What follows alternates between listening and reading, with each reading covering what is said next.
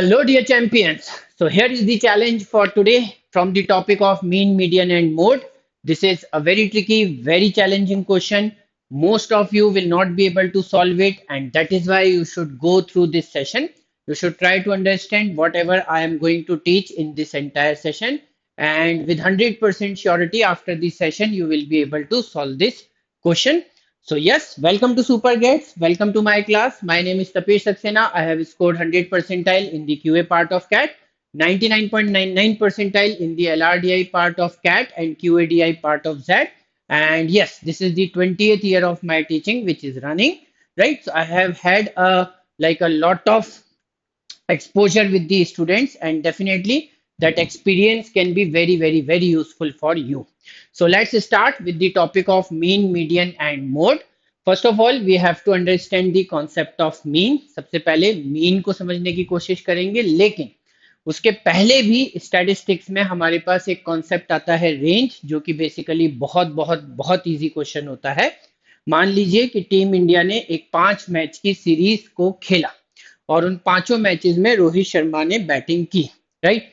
पहले मैच में रोहित शर्मा ने रन बनाए कितने, तो लेट्स से कि फर्स्ट मैच में रोहित शर्मा ने रन्स स्कोर किए 54, सेकंड मैच में स्कोर आया 73, थर्ड मैच में स्कोर आया 10, फोर्थ मैच में स्कोर आया 121 और फिफ्थ मैच में स्कोर आया 41, राइट।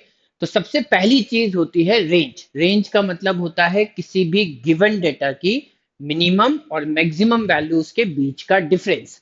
तो अगर हम यहाँ पर देखें कि उसके जो मैक्सिमम स्कोर है इन पांचों मैचेस में वो है 121 और जो मिनिमम स्कोर है वो है 10।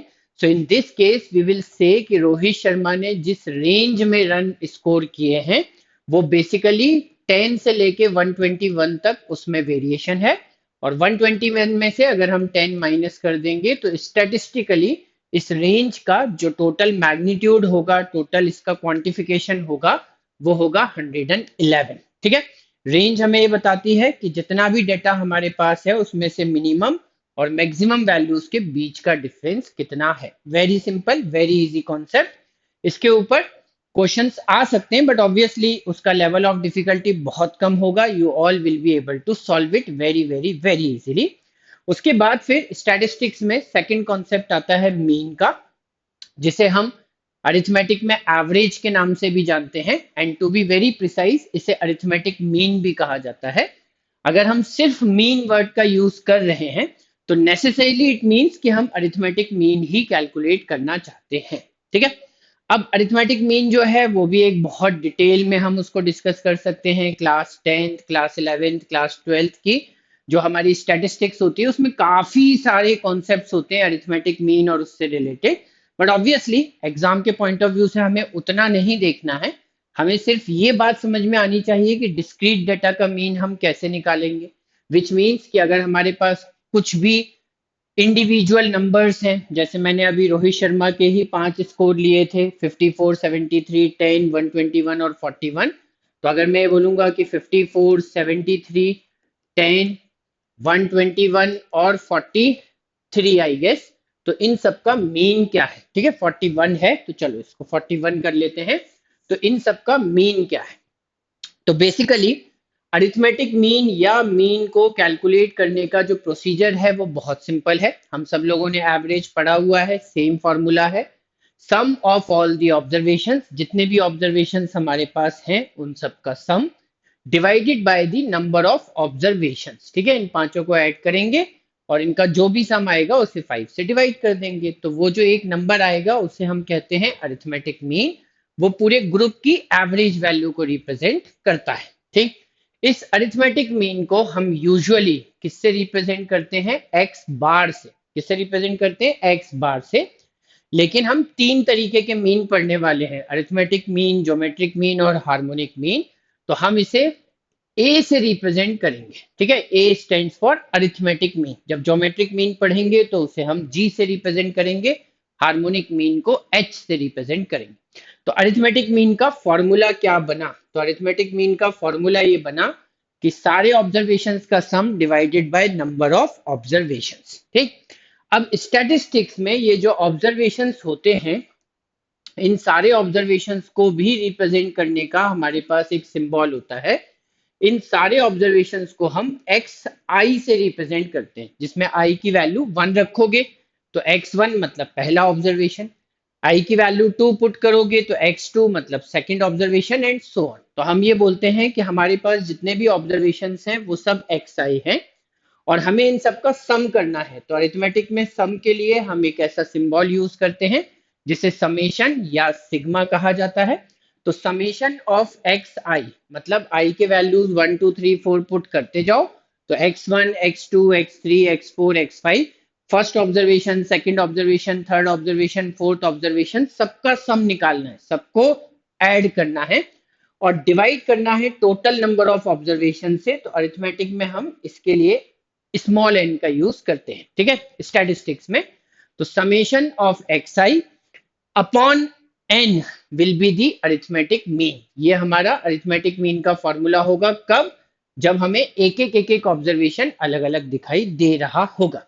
एंड बेसिकली ये पूरा का पूरा कॉन्सेप्ट एवरेज ही है, तो हम इसे एवरेज में भी बहुत डिटेल में डिस्कस करते हैं। सो दैट इज वाई हम यहाँ पर एक दूसरी चीज है उसके ऊपर ज्यादा फोकस करते हैं, राइट। हम यहाँ पर दूसरी चीज जो है वो है frequency distribution. Frequency distribution unclassified data, again syllabus में क्लासिफाइड डेटा है नहीं, उसके ऊपर मीन कैसे कैलकुलेट होगा ये हमें पता करना नहीं है। तो अनक्लासिफाइड डेटा क्या होता है, तो अनक्लासिफाइड डेटा ये होता है कि हमारे पास xi की कुछ वैल्यू होती है, मतलब किसी ऑब्जर्वेशन की कोई वैल्यू होती है और डेटा में वो ऑब्जर्वेशन कई बार प्रेजेंट होता है, ठीक है, राइट। तो वो जितनी बार प्रेजेंट है उसे बोलते हैं ऑब्जर्वेशन की फ्रीक्वेंसी। लेट्स से एक एग्जांपल लेते हैं सिंपल सा, मेरे ख्याल से एग्जांपल से हमें चीजें जल्दी समझ में आएंगी। मान लीजिए मैंने एक टेस्ट लिया, ठीक है, क्लास में एक टेस्ट लिया, उस टेस्ट में कोई भी बच्चा जो मैक्सिमम मार्क्स स्कोर कर सकता था वो थे 10, ठीक है, ज्यादा से ज्यादा 10 मार्क्स स्कोर कर सकते थे, 10 मार्क्स का टेस्ट हुआ। अब मैंने मान लीजिए कि इसको कितने बच्चों ने अटेम्प्ट किया, तो इस टेस्ट को अटेम्प्ट किया कितने बच्चों ने, तो लेट से कोई भी नंबर ले लेते हैं, सपोज 40 बच्चों ने इस टेस्ट को अटेम्प्ट किया। अब इन 40 बच्चों के मैंने मार्क्स देखे, तो मार्क्स में मुझे ये पता चला कि 5 से कम मार्क्स तो किसी के भी नहीं आए हैं और सबके मार्क्स इंटीजर्स में हैं। तो किसी के 5 मार्क्स आ गए हैं, किसी के 6 आ गए हैं, किसी के 7 भी हैं, 8 भी हैं, 9 भी हैं और 10 भी, राइट। 5 से कम मार्क्स किसी ने भी फॉर्चुनेटली स्कोर नहीं किए, अच्छी क्लास, ठीक है। अब अगर हम ये देखें कि 5 मार्क्स इन 40 बच्चों में से कितने लोगों ने स्कोर किए, ठीक है, तो हमको शायद मतलब एक नंबर अपने मन से लेते हैं, हमको ये पता चला कि 5 मार्क्स स्कोर करने वाले क्लास में 6 स्टूडेंट्स हैं, 6 मार्क्स स्कोर करने वाले क्लास में 3 स्टूडेंट्स हैं, 7 मार्क्स स्कोर करने वाले क्लास में 10 स्टूडेंट्स हैं, 8 मार्क्स स्कोर करने वाले क्लास में 12 स्टूडेंट्स हैं। तो यहाँ तक हमें ये मिल गया कि 6 + 3 9 + 10 19, 19 + 12 हो गया 31। तो 31 के बाद ये 5 ले लो, ये 4 ले लो, तो ये हो गए पूरे 40 स्टूडेंट्स। तो इस तरीके से हमारा डिस्ट्रीब्यूशन बन गया। डिस्ट्रीब्यूशन किस चीज का बना कि क्लास के जो 40 बच्चे हैं उनको हमने उनके मार्क्स के हिसाब से टेबल में डिस्ट्रीब्यूट किया। जिनके मार्क्स 5 हैं वो एक ग्रुप में आ गए, जिनके मार्क्स 6 है वो एक ग्रुप में आ गए। तो पहले ग्रुप में 6 स्टूडेंट्स हैं, दूसरे ग्रुप में 3 स्टूडेंट्स हैं, तीसरे ग्रुप में 10 स्टूडेंट्स हैं, देन चौथे ग्रुप में 12 स्टूडेंट्स हैं, इन सबके 8 मार्क्स हैं। फिर यहाँ पर 5 है, यहाँ पर 4 है, तो ऐसे इनकी ग्रुपिंग हो गई। तो इसे हम ग्रुप्ड डेटा भी बोलते हैं या ग्रुप्ड फ्रीक्वेंसी डिस्ट्रीब्यूशन भी इसे कहा जाता है, ठीक है। एनीवे अब अगर हमें यहाँ पर ये पता करना है कि इन सभी बच्चों का मीन कितना है, मतलब अरिथमेटिक मीन कितना है, तो उसके लिए हमारी प्रोसीजर क्या है। तो प्रोसीजर ये है, एक चीज तो हमें यहाँ पर आसानी से दिखाई दे रही है। क्या दिखाई दे रहा है कि हमारे क्लास की टोटल स्ट्रेंथ कितनी है, तो क्लास की टोटल स्ट्रेंथ तो 40 है, मतलब टोटल 40 ऑब्जर्वेशंस ही तो है। इन सारे के सारे 40 ऑब्जर्वेशंस का हमें सम कैलकुलेट करना है, लेकिन हमें ये पता है कि इन 40 ऑब्जर्वेशंस में से आइडेंटिकल ऑब्जर्वेशंस बहुत सारे हैं। तो आइडेंटिकल ऑब्जर्वेशंस का सम कैलकुलेट करना बड़ा आसान होता है। अगर मैं ये बोलूंगा कि 5 5 5 5 मार्क्स 6 बच्चों ने स्कोर किए हैं, तो उनका जो सम है वो डेफिनेटली 5 into 6 ही होगा, मतलब इन सब ने मिलकर 30 मार्क्स स्कोर किए हैं। सिमिलरली 6 into 3, इन सब का जो सम है, दूसरा जो ग्रुप है उसमें सारे बच्चों का स्कोर 18 हो गया। तीसरा जो ग्रुप है उसमें सारे बच्चों का जो स्कोर है वो हो जाएगा 7 into 10 मतलब 70। यहाँ पर आ जाएगा 8 into 12 मीन्स 96। यहाँ पर आ जाएगा 9 into 5 मीन्स 45। और यहाँ पर आ जाएगा 10 into 4 मीन्स 40। तो हमें ये पता चला कि पहले ग्रुप में सारे बच्चों ने मिलके 30 मार्क्स स्कोर किए हैं, दूसरे ग्रुप में 18, फिर 70, फिर 96 एंड so on। तो अगर हम पूरे 40 बच्चों के टोटल मार्क्स जानना चाहते हैं तो हम हर ग्रुप के मार्क्स को ऐड कर देते हैं। ऐड करेंगे तो 8 + 6 14, 14 + 5 19, कैरी आ जाएगा 1 + 3 4, 4 + 1 5, 5 + 7 12, 12 + 9 21, 21 + 8 तो ये हो जाएगा 29। आई होप मैंने कैलकुलेशन सही किए होंगे, फिर भी एक बार चेक कर लेना, ठीक है।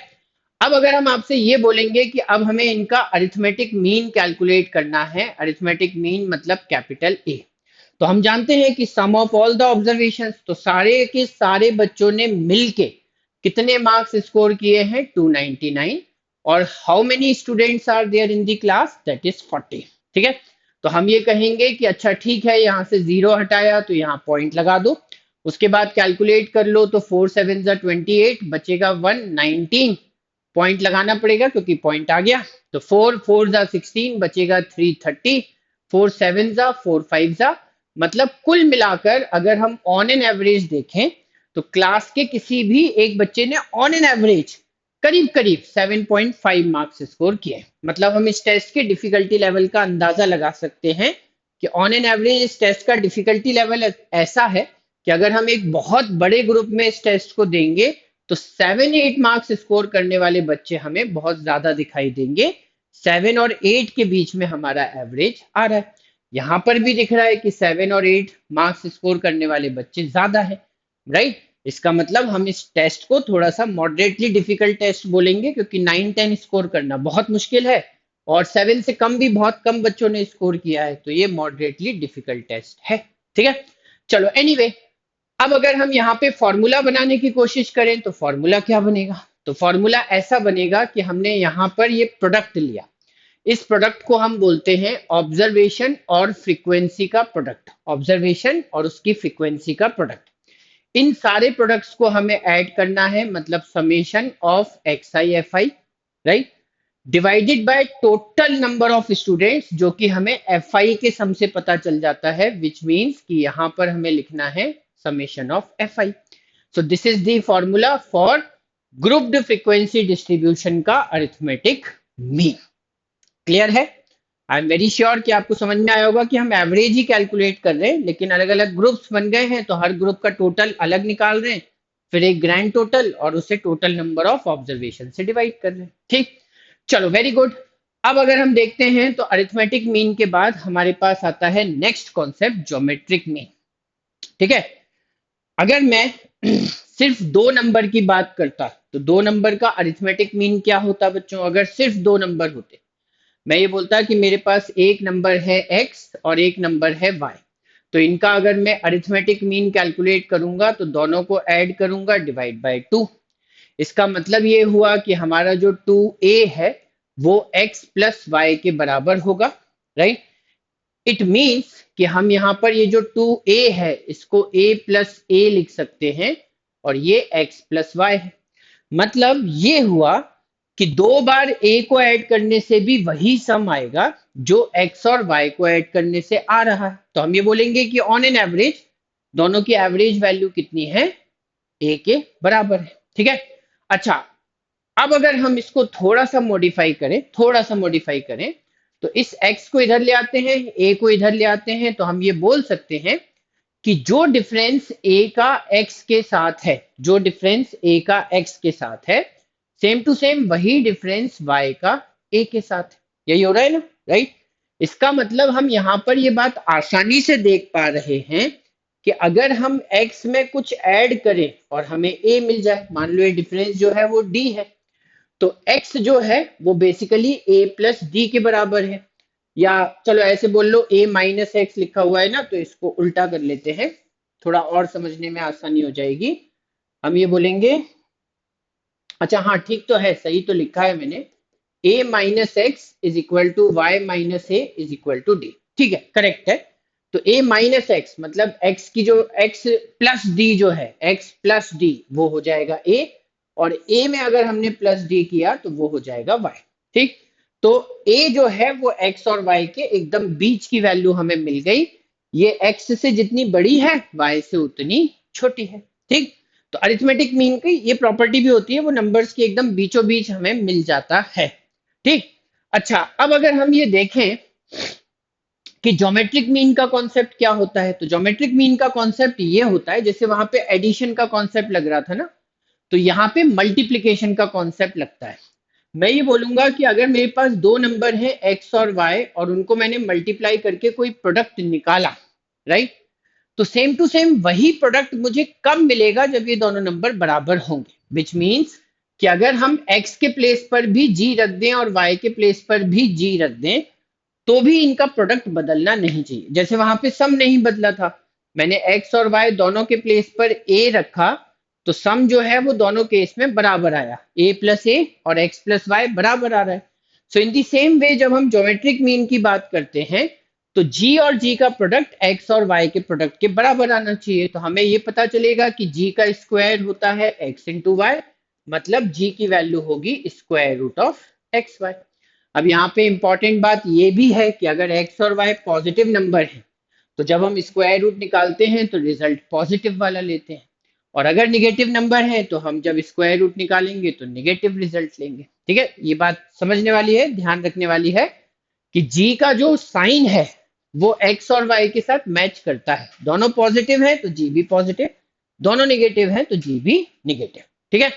अच्छा अब अगर मैं ये चीज बोलूं कि ये तो हो गई दो नंबर की बात, अगर हमारे पास बहुत सारे नंबर्स होंगे तब ज्योमेट्रिक मीन क्या होगा, तो यहीं से सोचो समझो कि अगर ये दो की जगह तीन नंबर होते तो यहाँ पे जी का क्यूब हो जाता, मतलब तीनों नंबर के प्रोडक्ट का हमें क्यूब रूट निकालना पड़ता, राइट। उस केस में हम ये बोलते कि जी जो है अगर तीन नंबर है एक्स वाई जेड, तो फिर इनका क्यूब रूट निकालना पड़ेगा। तो इसका मतलब अगर बहुत सारे नंबर होंगे, एन नंबर्स होंगे, तो उन सारे नंबर्स को हमें मल्टीप्लाई करके उनका nth रूट निकालना होगा। तो मान लो पहला नंबर है x1, दूसरा नंबर है x2, तीसरा नंबर है x3 and so on, nth number है xn। So product of all the numbers और उसका nth रूट होता है ज्योमेट्रिक मीन, ठीक है। ज्योमेट्रिक मीन हम इसे ऐसे भी लिख सकते हैं, x1, x2, x3 से लेके xn तक का प्रोडक्ट, ब्रैकेट लगाओ और पावर में लिखो 1/n, nth रूट का मतलब 1/n पावर, ठीक है। So this is how the geometric mean is calculated. तो चलिए अब अगर अपन ये क्वेश्चन देखें कि the geometric mean of X and Y 6, ठीक है, उन्होंने हमसे ये कहा कि ज्योमेट्रिक मीन तो 6 है, and the geometric mean of x y z is also 6, है ना। चलो देखते हैं। तो ज्योमेट्रिक मीन अगर हम निकालेंगे x और y का तो वो 6 आएगा, और अगर हम ज्योमेट्रिक मीन निकालेंगे x, y और z तीनों का तो वो भी 6 आएगा।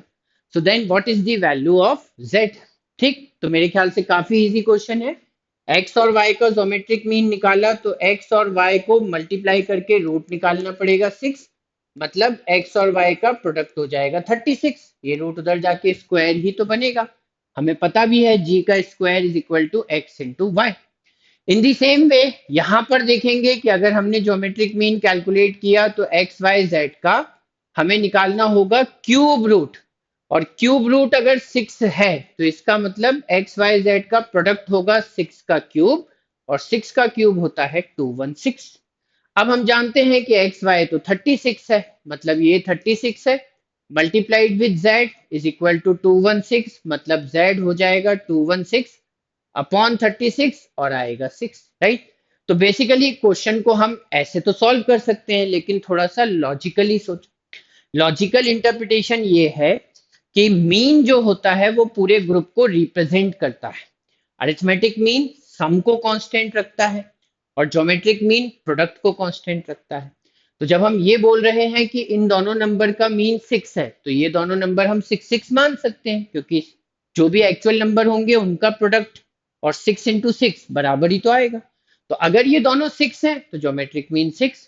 अब x और y दोनों 6 हैं और x y z तीनों का मीन 6 है, तो फिर z भी 6 होना चाहिए। So this is how we can definitely solve it with mental calculations. Okay, then we move on and try to solve question number 2, है ना। ये थोड़ा सा बेटर क्वेश्चन है।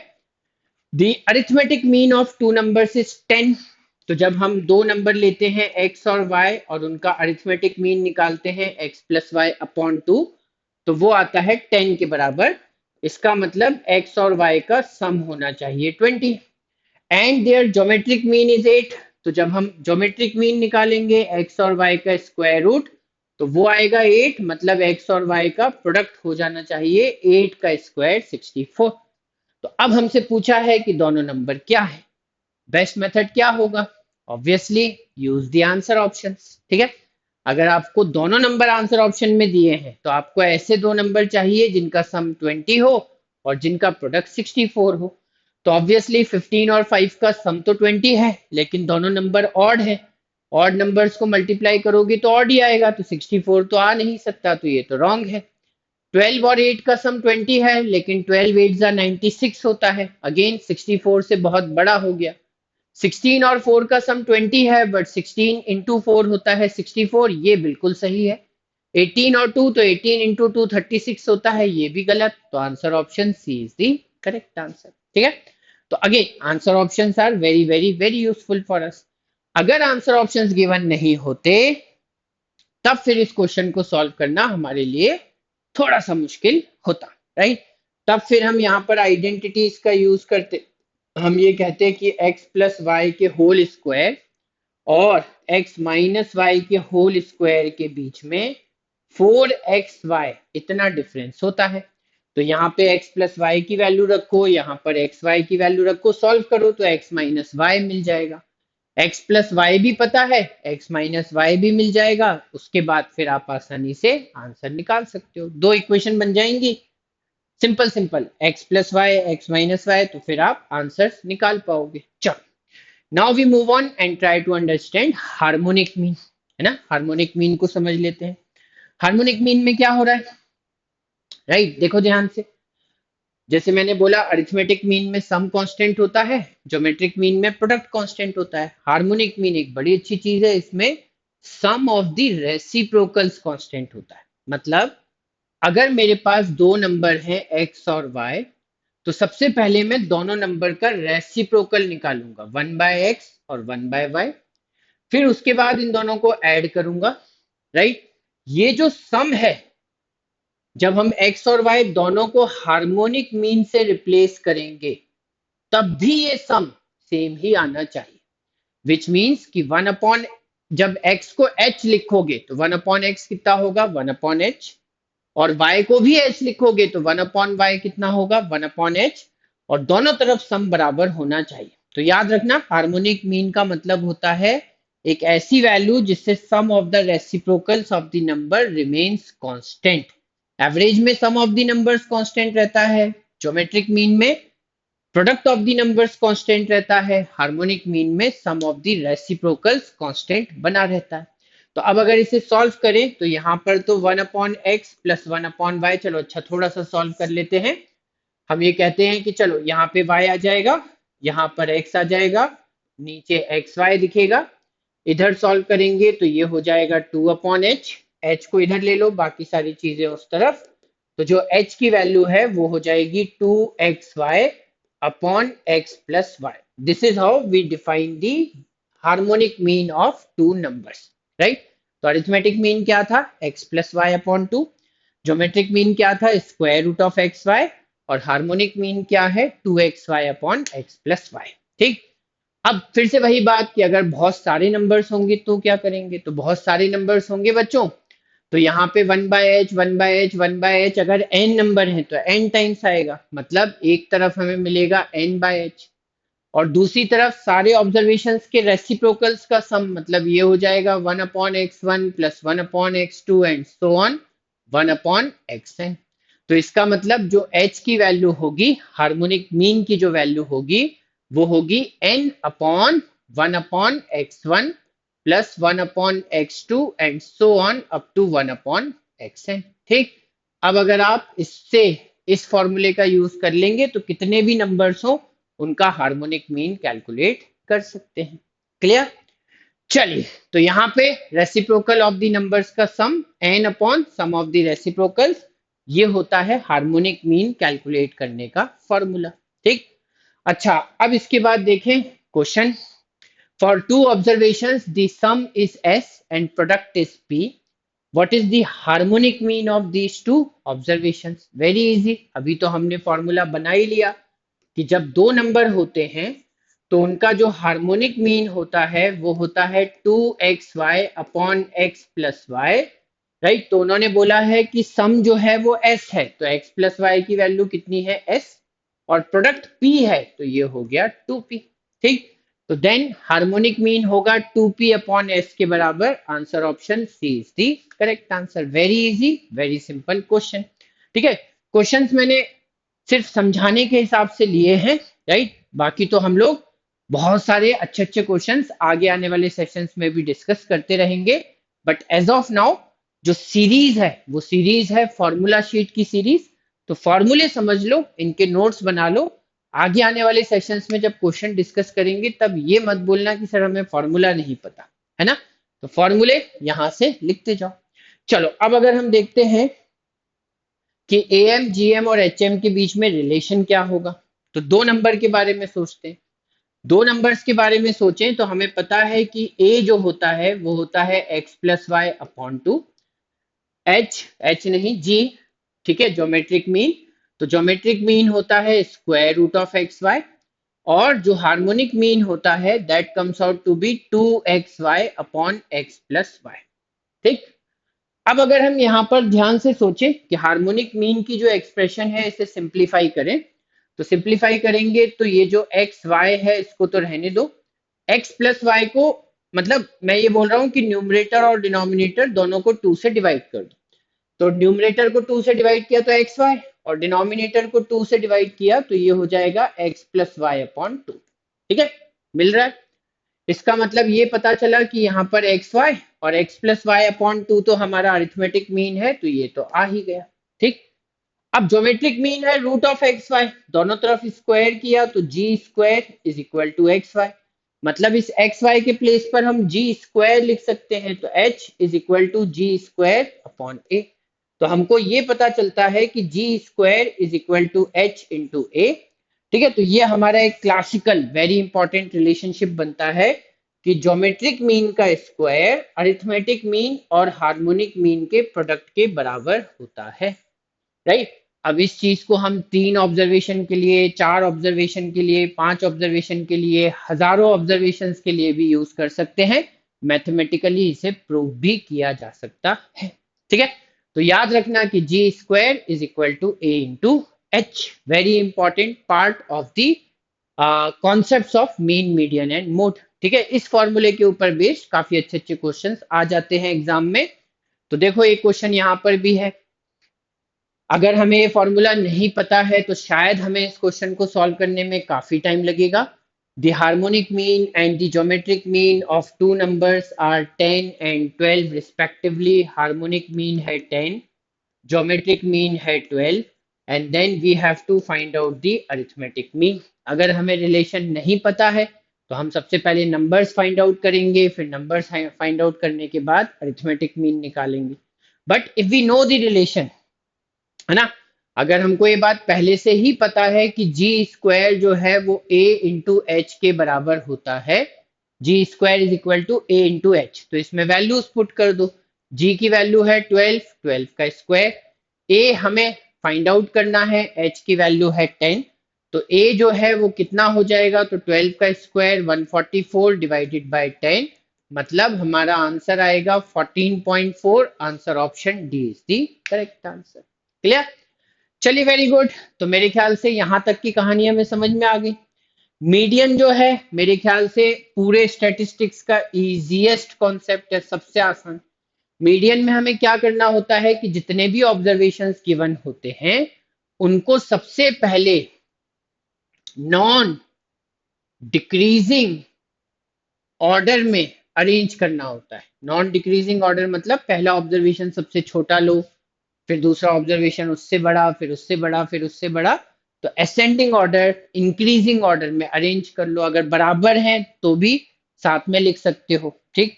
लेकिन कोई भी कम जो वैल्यू है वो राइट में नहीं आएगी, वो हमेशा लेफ्ट में जाएगी। तो लेफ्ट से राइट की तरफ वैल्यूज या तो इक्वल बने रहे या बढ़ते जाए, कभी भी डिक्रीज नहीं होने चाहिए, ऐसे ऑर्डर में लगा लो। उसके बाद मीडियन का मतलब होता है सेंट्रल वैल्यू। मीडियन जो होता है ना वो एक पोजीशनल एवरेज है। पोजीशनल मतलब कि पोजीशंस के हिसाब से हम सिर्फ सेंट्रल वैल्यू को कंसीडर करते हैं। अगर सेंटर में दो वैल्यूज हैं तो दोनों का एवरेज ले लेना, और अगर एक ही वैल्यू है तो वही हमारा मीडियन है। मान लो हम आपसे ये बोलें कि हमारे पास 5 नंबर है, 5, 1, 3, 4 और 2। अब बताओ कि इसमें से 5, 1, चलो ऐसे लिखो, 4, 2, 3। अब बताओ इसमें से मीडियन क्या है। तो जैसा मैंने बताया, सबसे पहले तो इनको नॉन डिक्रीजिंग ऑर्डर में जमाओ। तो सबसे पहले 1, फिर 2, फिर 3, फिर 4, फिर 5। फिर देखो सेंटर में कौन सी वैल्यू है, तो सेंटर में आ रहा है 3। तो 3 हमारा जो नंबर है वो मीडियन की वैल्यू हो जाएगी। हम ये बोलेंगे कि इस डेटा में मीडियन का की वैल्यू है 3, ठीक। इन दी सेम वे अगर हम आपसे ये बोलते हैं कि हमारे पास कुछ ऐसे नंबर्स हैं, सपोज मैंने आपको ऑर्डर में जमा के दे देता हूँ। ऑर्डर में जमा के दूंगा तो नंबर्स हमारे पास ऐसे हैं, 1, 1, 2, 3, 4, 5, 6, 6, 7, 7, 7। अब बताओ इन सब की मीडियन कितनी होगी। तो देख लो यहाँ पे 1, 2, 3, 4, 5, 6, 7, 8, 9, 10, 11। 11 नंबर्स है, मतलब इसका एक फिक्स्ड सेंटर आ जाएगा। 5 नंबर इधर से, 5 नंबर इधर से हटा दो तो ये 5 बिल्कुल सेंटर में है, तो 5 यहाँ पर मीडियन है, ठीक। अगर मैं इसमें कुछ ऐसा करूं कि दो वैल्यूज जो है वो सेंटर में आ जाएं, मान लो मैं ये जो लास्ट वाला 7 है इसे हटा देता हूँ, दो ही 7 रखता हूँ, तो उस केस में ये 10 नंबर है। 10 नंबर हैं तो पांचवा और छठवा, फिफ्थ और सिक्स्थ नंबर जो है वो सेंट्रल वैल्यूज हैं। तो सेंट्रल वैल्यूज हैं तो उस केस में हम मीडियन कैसे कैलकुलेट करेंगे। तो मीडियन का मतलब होगा 4 + 5 ÷ 2, दोनों सेंट्रल वैल्यूज का एवरेज, ठीक। तो हमको ये पता चलेगा कि 4 + 5 9, 9 का आधा किया तो 4.5, ये हो जाएगी मीडियन। तो याद रखना कि मीडियन एक पोजीशनल एवरेज है। आपको सिर्फ पोजीशंस के हिसाब से ये देखना है कि एकदम सेंटर में कौन से वैल्यूज आ जाते हैं। सेंटर में एक सिंगल वैल्यू है तो वही आपकी मीडियन, और अगर दो वैल्यूज हैं तो दोनों का एवरेज निकाल लो, that will be your median. लेकिन ये सेंटर तभी देखना है जब हमारा डेटा अरेंज हो जाए अच्छे से, नॉन डिक्रीजिंग ऑर्डर में अरेंज होना चाहिए, ठीक। तो देन अब अगर हम देखें मीडियन के ऊपर, क्वेश्चन नंबर 5 है हमारा। 10 observations are written in ascending order. तो ऑलरेडी असेंडिंग ऑर्डर में आपको गिवन है, सोचने की जरूरत नहीं है। इसका मतलब हमें ये पता है कि इन सारे ऑब्जर्वेशंस में से 6 सबसे छोटा है, उसके बाद 14 है, उसके बाद 15 है, 15 के बाद 17 है, फिर x + 1 है, फिर 2x - 13 है, उसके बाद 30 है, फिर 32 है, फिर 34 है और फिर 43। इसका सीधा सीधा मीनिंग ये है कि ये जो x + 1 है ये 17 से बड़ा होगा। उन्होंने लिखा है ना असेंडिंग ऑर्डर, तो असेंडिंग ऑर्डर का मतलब x + 1 17 से बड़ा होगा, 2x - 13 x + 1 से बड़ा होगा, और 2x - 13 से और बड़ा होगा 30, राइट। मतलब 2x - 13 30 से छोटा होगा। ये इस डेटा का मीनिंग है। तो अब उन्होंने बोला इस डेटा का जो मीडियन है वो 24 है। देखो सेंटर में क्या आ रहा है, सेंटर में देखोगे तो 1, 2, 3, 4, 5, 6, 7, 8, 9, 10, 10 वैल्यूज हैं। मतलब दो चीजें, दो वैल्यूज सेंटर में दिखेंगी, कौन सी, पांचवी और छठवीं, फिफ्थ और सिक्स्थ ऑब्जर्वेशन। तो फिफ्थ और सिक्स्थ ऑब्जर्वेशन ये है, इन दोनों का एवरेज लेना पड़ेगा। फिफ्थ ऑब्जर्वेशन है x + 1, सिक्स्थ ऑब्जर्वेशन है 2x - 13, दोनों को ऐड किया, ÷ 2 किया, उसी से मीडियन पता चलेगी। तो मीडियन कितनी गिवन है, 24। तो यहाँ पर x और 2x मिलाकर हो जाएगा 3x, +1 - 13 हो जाएगा -12, 2 × 24 हो जाएगा 48, 3x जो है वो होगा 12 प्लस 48 मतलब 60। 60 को 3 से डिवाइड कर देंगे तो x की वैल्यू हो जाएगी 20 एंड दैट्स इट। आपका आंसर आ जाएगा x must be equal to 20। Answer option C is the correct answer. ठीक है, तो ये मीडियन के ऊपर पूछा जाने वाला एक बड़ा पॉपुलर, एक बड़ा क्लासिकल सा क्वेश्चन है। उसके बाद एक बढ़िया question, what is the median of all possible factors of 120? 120 के जितने भी फैक्टर्स हो सकते हैं उन सब की मीडियन क्या होगी, है ना। हमें पता है मीडियन एकदम सेंटर में होती है, मतलब हमें 120 के फैक्टर्स जो हैं उनको असेंडिंग ऑर्डर में जमाना पड़ेगा 1 से लेके 120 तक, और ऑब्वियसली उसमें से छोटे बड़े हटाते जाओगे, बिल्कुल बीच की वैल्यू चाहिए। तो ये काम करने का सबसे अच्छा तरीका क्या है? अच्छा तरीका ये है कि 120 के फैक्टर्स जो हैं वो एक एक करके निकालना शुरू करो। ठीक है, आप ऐसे लिखो 1 इंटू 120, तो दो फैक्टर हो गए। 120 का एक फैक्टर 1 है और एक 120 है। उसके बाद हम इसे लिख सकते हैं 2 इंटू 60, तो दो फैक्टर और पता चल गए। उसके बाद फिर हम इसे लिख सकते हैं 3 into 40, then it can be written as 4 into 30, then it can be written as 5 into 24, then it can be written as 6 into 20। 7 से डिवाइड होता नहीं है, 8 इंटू 15 हो जाता है। 9 से नहीं डिवाइड होता है, 10 इंटू 12 हो जाता है। अब 10 और 12 के बीच में सिर्फ 11 बचा और 11 से 120 डिवाइड होता नहीं है। तो इतने फैक्टर हो गए। जब इन फैक्टर्स को ऑर्डर में जमाओगे तो ऐसे जमाओगे 1 2 3 4 5 6 8 10, उसके बाद 12 15 20 एंड सो ऑन। तो एकदम सेंटर में क्या आएगा? तो सेंटर में ये दोनों आएंगे, और सेंटर में अगर ये दोनों आएंगे तो हमारी जो मीडियन है वो कितनी हो जाएगी? तो मीडियन हो जाएगी इन दोनों का एवरेज। तो 10 और 12 का एवरेज होगा 11। Answer option B is the correct answer. ठीक है, so this is how we could have solve question number 6। चलो, अब एक चीज और है, मोड। मोड का मतलब होता है, नोट डाउन करेंगे सभी लोग, मोड का मतलब होता है मोस्ट फ्रिक्वेंटली रिपीटेड ऑब्जर्वेशन। एक ऐसा ऑब्जर्वेशन पूरे डेटा सेट में, एक ऐसा ऑब्जर्वेशन जिसकी फ्रीक्वेंसी सबसे ज्यादा हो, जो सबसे ज्यादा बार रिपीट हुआ हो, जो हमें सबसे ज्यादा बार डेटा सेट में दिखाई दे।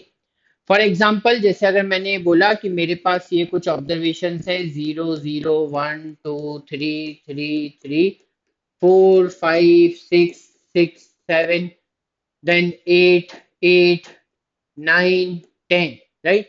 तो अब बताओ कि इन सब में मोड क्या है? तो आप ये देखोगे कि कौन सा एलिमेंट, कौन सा ऑब्जर्वेशन सबसे ज्यादा बार रिपीट हुआ, तो आपको दिखाई देगा कि ये वाला ऑब्जर्वेशन सबसे ज्यादा बार रिपीट हो रहा है, तो यही हमारा मोड भी है। ठीक है, राइट, जो ऑब्जर्वेशन सबसे ज्यादा बार रिपीट होगा वही हमारा मोड है। मान लीजिए मैंने यहाँ पर दो तीन 10 और लिख दिए, समथिंग लाइक दिस। तो अब मैं पूछूंगा कि मोड क्या है, तो अब सबसे ज्यादा रिपीट हो रहा है 10 10 10 10 10, तब आपका आंसर चेंज हो जाएगा। तब आप बोलेंगे कि अब इस डेटा सेट का मोड 10 है। तो जो भी वैल्यू सबसे ज्यादा बार दिखाई दे वो हमारा मोड होता है। अच्छा, किसी डेटा में अगर एक सिंगल मोड निकाला जा सकता है तो उसे हम कहते हैं यूनी मॉड्यूलर डेटा। मतलब इसमें हमें कोई एक यूनिक वैल्यू जो है वो सबसे ज्यादा बार रिपीट होती हुई दिखाई देती है। लेकिन ऐसा जरूरी भी नहीं है। मान लो यहां से मैंने दो 10 कम कर दिए और फिर आपसे पूछा कि अब बताओ कि मोड क्या होगा, तो फिर आप बोलोगे सर अब तो हम फंस गए। 3 भी 3 बार है, 10 भी 3 बार है, तो दोनों ही सबसे ज्यादा बार है। तो 3 और 10 दोनों ही हमारा आंसर है। हम ये बोलेंगे कि यहाँ पर मोड के दो वैल्यूज पॉसिबल हैं, मोड 3 भी है, मोड 10 भी है। And in this case we say कि हमारा जो डेटा है वो बाई मॉड्यूलर या bimodal, bimodal is proper word, unimodal data, bimodal data, right. अगर तीन मोड आ जाते हैं तो उसे कहते हैं ट्राई मॉडल डेटा, और इन केस अगर कभी तीन से भी ज्यादा मोड आ जाते हैं तो उसे कहते हैं मल्टी मॉडल डेटा, राइट। और अगर सारे ही ऑब्जर्वेशंस मोड है, मतलब मान लो कोई भी ऑब्जर्वेशन रिपीट ही नहीं हो रहा, सब एक एक बार एक एक बार एक एक बार लिखा हुआ है, जैसे यहाँ पे सब एक एक बार है।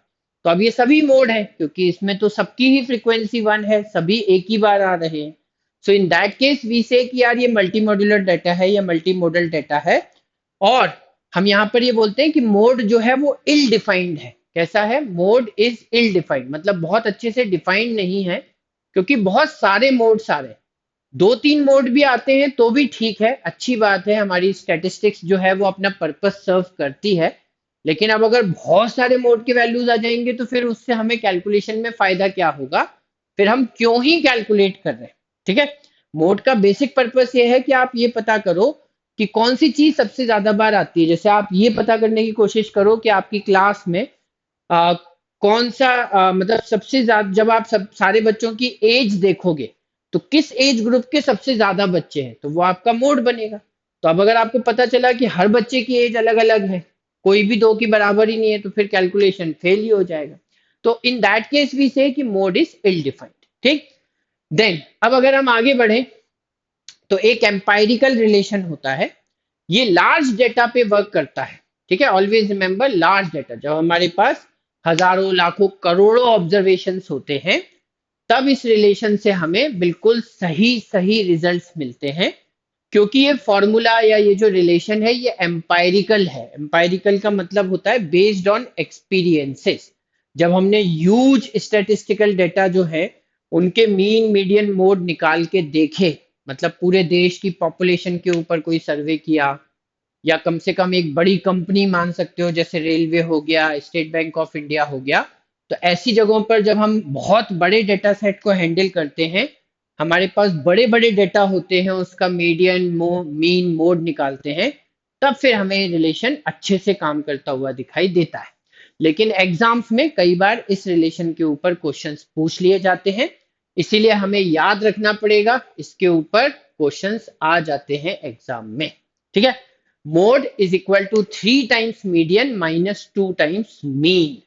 तो जैसे ये क्वेश्चन है एग्जाम का ही है, in an asymmetrical distribution. Asymmetrical, तो ध्यान रखना कि सिमेट्रिकल का मतलब होता है जिसमें मीन मीडियन और मोड तीनों बराबर हो। तीनों ही बराबर हो तो डेटा पूरा ही सिमेट्रिक हो गया, जो मीन है वही मोड है वही मीडियन है, तो वो सिमेट्रिक डेटा है। तो अगर कोई असिमेट्रिकल डिस्ट्रीब्यूशन, कोई असिमेट्रिकल डेटा हमें दिया है, if the mean and median are given to us, तो हम लोगों ने क्या सीखा कि हमारा जो फॉर्मूला है वो कहता है mode is equal to 3 times of median, mode is equal to 3 times of median minus 2 times of mean. यही फॉर्मूला बताया मैंने आपको, है ना। तो अब अगर उन्होंने ये बोला है कि यहाँ पर मीन की वैल्यू है 270, तो यहाँ पे 270 आ जाएगा, और जो मीडियन है वो है 220, तो यहाँ पे 3 इंटू 220 आ जाएगा।